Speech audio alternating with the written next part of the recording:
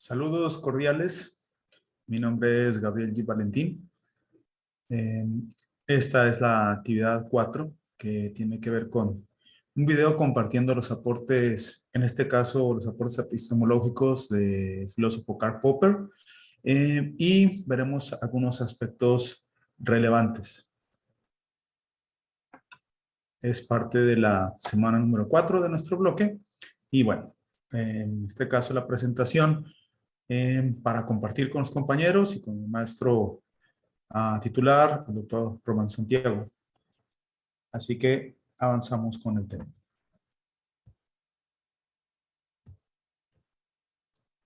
Karl Popper, sus datos biográficos, es filósofo del siglo XX, nacido en Austria en 1903 y su muerte es en septiembre de 1994, es decir, estuvo aquí en el siglo XX, presente en el siglo XX. Su obra filosófica es ampliamente reconocida como filósofo del siglo XX. Él, su ascendencia era judía y fue estudiante de filosofía en Viena,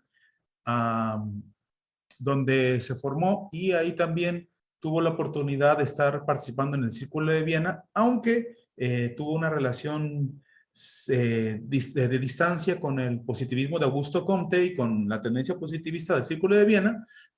Compartió y publicó incluso con este círculo algunos de sus aportes científicos.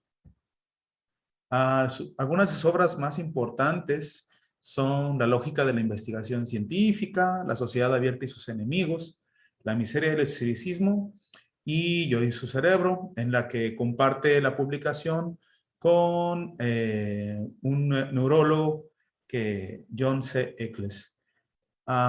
Sus reconocimientos como filósofo lo reconocen a él como quien aporta la teoría del falsacionismo y él es reconocido en el área del racionalismo crítico. Y ahorita vamos a ver qué significa esto. En la reflexión epistemológica que nos interesa, que es lo que nos interesa en este curso, la teoría de la falsación trata de cómo una hipótesis o una teoría se debe de contrastar o refutar mediante un contraejemplo. En palabras del autor Careaga, las teorías científicas no son totalmente verdaderas y solo adquieren validez en la medida en que no logran ser refutadas. Como ejemplo sería, tenemos una teoría, lanzamos esta hipótesis, hacemos un contraejemplo empírico que pueda refutarla. Si no es refutada, entonces no es falseable y por tal motivo se puede sostener. Una hipótesis falseada debe de ser desechada y desmentida por sus errores y desechada si es que es desmentida y los experimentos contrarios a esta teoría son confirmados. De lo contrario, si esta teoría se sigue manteniendo, entonces ya podríamos hablar de una teoría validada.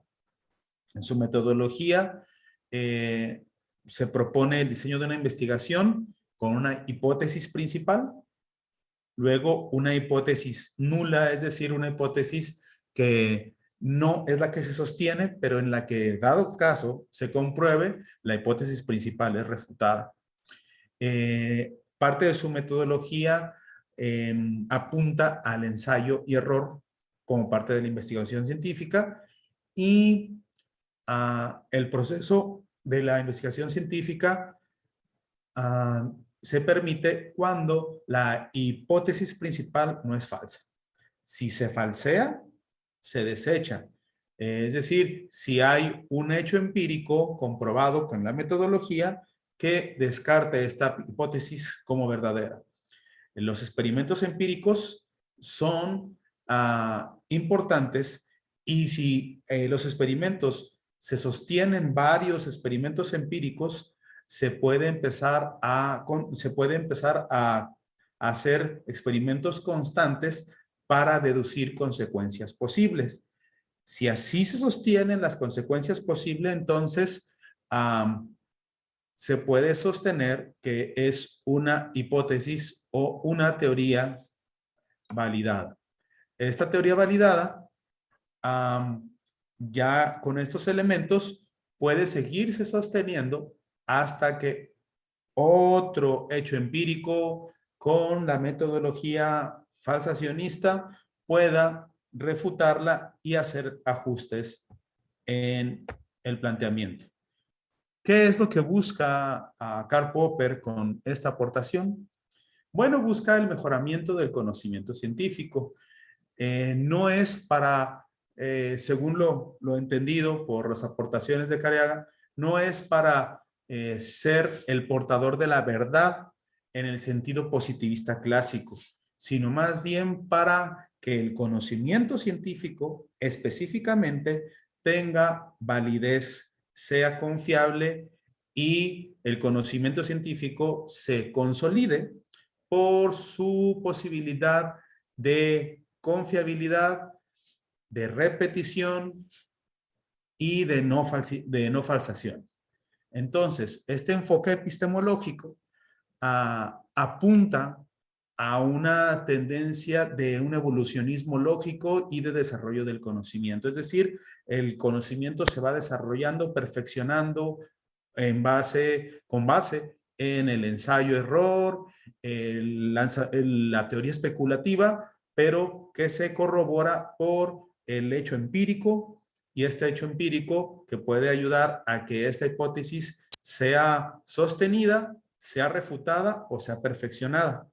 Lo interesante de Karl Popper es que él no desconoce otros tipos de saberes, otros tipos de conocimientos distintos al conocimiento científico, pero el conocimiento científico, según Karl Popper, es aquel que puede ser sostenido pasando por este filtro metodológico, ¿sí?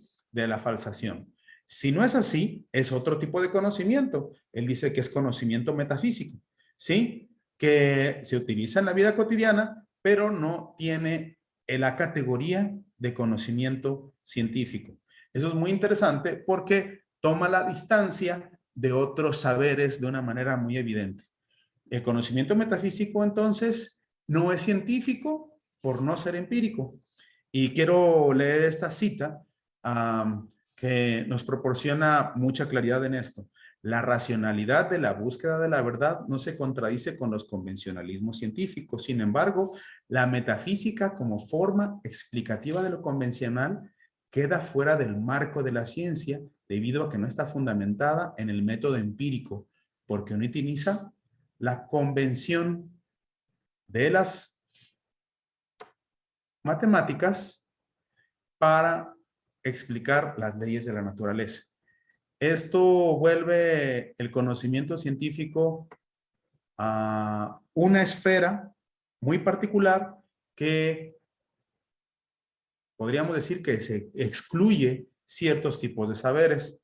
Hasta este momento pareciera ser que no hay una relación de superioridad, pero veremos más adelante los puntos a debate en relación a esto.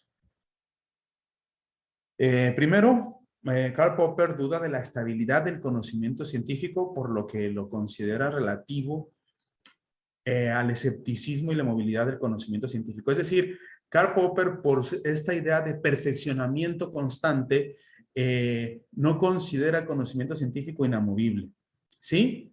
Y está cercano al escepticismo en este sentido, ¿sí? No podemos afirmar que es escéptico, porque no es así, ya que lo cierto, lo deducido y lo comprobado científicamente, aunque no utiliza el término comprobado, sino lo validado científicamente, puede seguirse perfeccionando y así ir señalando, aportando y denunciando la realidad de una manera confiable. El conocimiento científico, entonces, con base racional, es muy diferente al conocimiento metafísico. Este distanciamiento lo vuelve también un elemento que posteriormente se va a cuestionar por otros tipos de saberes, como lo habíamos revisado en clase, como por decir el pensamiento histórico o la ciencia histórica o el saber histórico, que no se presta para este tipo de metodología popperiana. Entonces, aquí hay algunas preguntas que provoca esta propuesta de Karl Popper. ¿Qué sería el conocimiento metafísico para Karl Popper? No es que no lo diga, sino más bien este tipo de saber metafísico que no requiere de comprobación, que no refiere de proceso científico de falsación con hechos empíricos, ¿qué tipo de relevancia tiene en la vida cotidiana? ¿Es posible tener saberes empíricos no científicos desde la óptica de Karl Popper que aún así puedan ser válidos para nombrar la realidad? Es decir, si algo se considera un hecho empírico que no es comprobable desde la metodología del falsacionismo, ¿aún así puede ser válido? ¿Y qué tan viable es llevar a la vida cotidiana el falsacionismo popperiano? Ah, podría comentar en este caso que eh, se puede decir que buscar traducir o buscar comprobar en la vida cotidiana todo lo que podemos decir que es confiable, una hipótesis cierta, que nombra la realidad, que hay una coincidencia entre lo que percibimos con la inteligencia y la realidad que está frente a nosotros o al interior de nosotros, esto es un desafío porque nosotros veríamos que este proceso sería un proceso muy largo. Algunos hablan de que la confianza ayuda en la vida cotidiana, aunque no haya proceso de comprobación científica. Por eso las relaciones humanas están difícilmente medidas por metodologías como estas, aunque la psicología experimental o la sociología de masas y algunos de este tipo de análisis conductuales están haciendo aportes muy importantes. Bueno, esto sería las aportaciones de Karl Popper a la reflexión epistemológica. Hasta pronto.